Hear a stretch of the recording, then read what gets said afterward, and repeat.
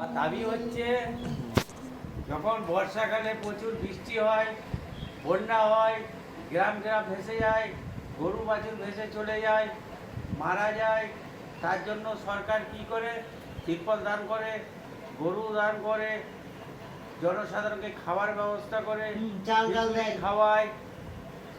খিচুড়ি খাওয়ায়।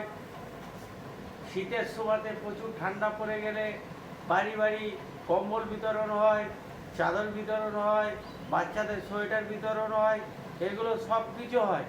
কিন্তু এই গরমের সময় এত গরম পড়েছে, মানুষের হাড়ে অসুখ পড়ে যাচ্ছে, হার্ট অ্যাটাক করছে, মারা যাচ্ছে, এত গরম।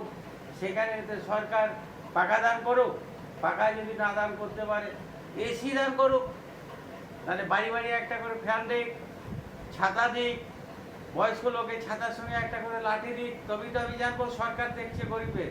তো গরিবের দেখছে কোথায়? অন্য টাইমেতে সব কিছু দান হচ্ছে, এই গরমের সময়তে কিছু দান হয় না? কিছু দান হয়েছে গরমের সময়? কিছু দান করছে না।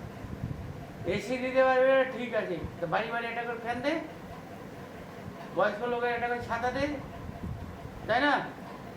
রাস্তায় চলবে লোক রাখো, 1 লিটার 2 লিটার জল দাও, জল বিতরণ করো, মানুষজন রাস্তাঘাটে যাবে, জল নিয়ে থাকো। এখন শরবত দান করে, এখন কিছু কিছু জায়গায় শরবত দেয়, কিছু কিছু জায়গায় শরবত দান করে গরমের সময়।